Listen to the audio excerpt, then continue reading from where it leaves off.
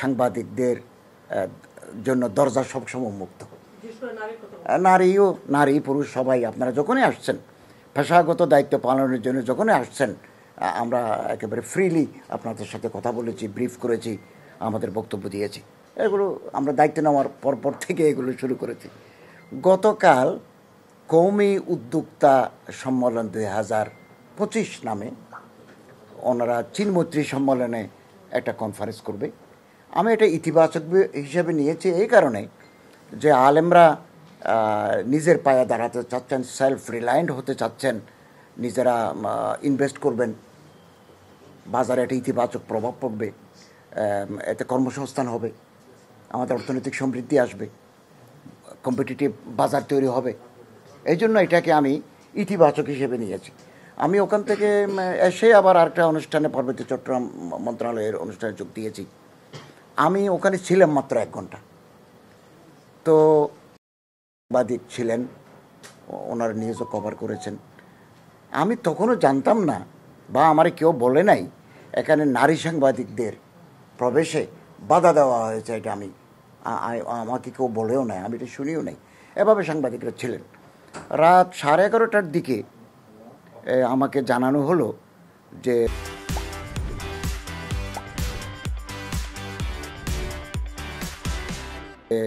এমি জান্নাত নামে এক মহিলা একটা পোস্ট দিয়েছেন, আমার এক লোক আমার কাছে পাঠাইছেন।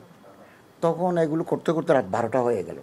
আমি প্রয়োজনে এমি জান্নাতের সাথে কথা বলতাম, কিন্তু রাত গভীর হওয়ার কারণে তাকে আমি আর যোগাযোগ করতে পারি নাই। আজকেও এটা নিয়ে ফেসবুকে নানা কথা হয়েছে। তো এদিকে আমি এই যে কওমি উদ্যোক্তা যিনি ফাউন্ডার রোকন রাইয়ান, উনি এক সময় সাংবাদিকতা করতেন, ওনার সাথে যোগাযোগ করলাম। কি ঘটনা, কি নারী সাংবাদিকদের প্রবেশ করতে দেয় নাই, পেশাগত দায়িত্ব পালনে বাধা দেওয়া হয়েছে কি? উনি একটা লিখিত ওনার স্বাক্ষর করা আজকে সকালে এটা পাঠিয়েছেন, আমি আপনাদের এটা কপি দেব। উনি ওখানে বলছেন, ক্ষুদ্র উদ্যোক্তাদের ফেসবুক ভিত্তিক গ্রুপ কওমি উদ্যোক্তার আয়োজনে গতকাল 29শে জানুয়ারি চীনমৈত্রী আন্তর্জাতিক সম্মেলন কেন্দ্রে এক উদ্যোক্তা সম্মেলন অনুষ্ঠিত হয়।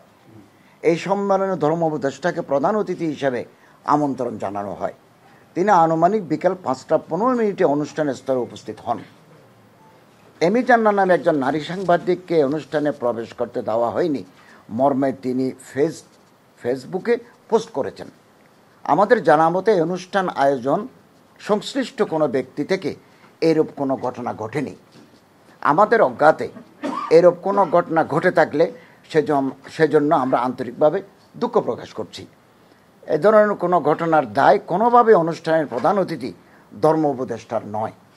এরূপ কোনো ঘটনার জন্য ধর্ম উপদেষ্টার উপর দায় চাপানো অনাকাঙ্ক্ষিত, দুঃখজনক। কওমি উদ্যোক্তা কখনোই নিউজ সংগ্রহ বা কর্মস্থলে নারীকে বাধা দান করেনি, আগামীতেও করবে না।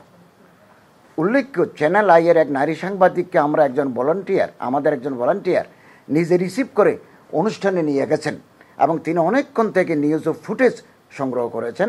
রোকন রাইয়ান, ফাউন্ডার, কওমি উদ্যোক্তা। আমার মনে হয় এই কথার পরে আর এখানে আর কোনো বিতর্কের অবকাশ নেই। আমি তো জানিও না, আমার কেউ নলেজও দেয় না। আমি রাত 11:30টার দিকে এটা প্রথমে ওনার ফেসবুক জানতে পারলাম। তো উদ্যোক্তারাও এটা বিবৃতি দিয়ে কথাটা ক্লিয়ার করেছেন। আমার মনে হচ্ছে এটা এখানেই সমাপ্তি ঘোষণা করা দরকার।